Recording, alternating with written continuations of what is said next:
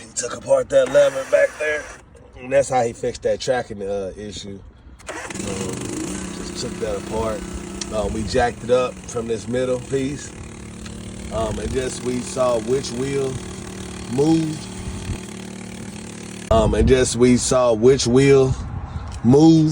While the mower was in the air, and that's how we fixed the tracking. So he just adjusted it to where when it was set in neutral, neither tire should move. So that's how we fixed the tracking issue, dude.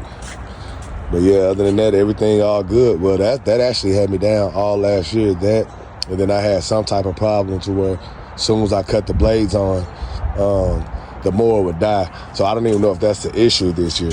I did try replacing this switch right here, guys. I bought another one, replaced it. That didn't seem to fix it.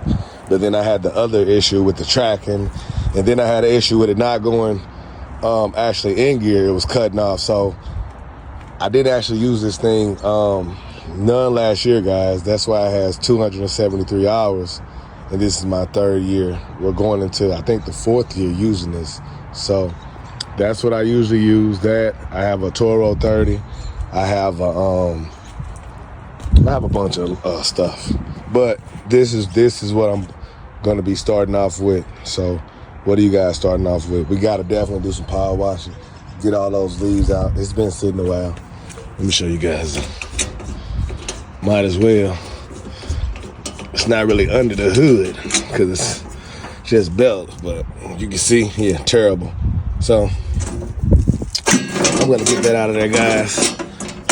Please don't scream at me. Don't scream at me. It was sitting in the backyard under a tarp for the entire year, guys. $7,000.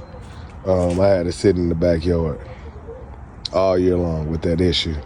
But it's fixed now. It's all good. I'm about to add the oil. Same oil, 15W50.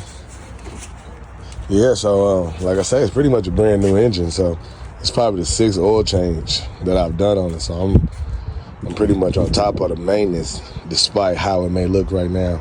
Put a lot of extras on this mower, guys. Put a lot of extras on it.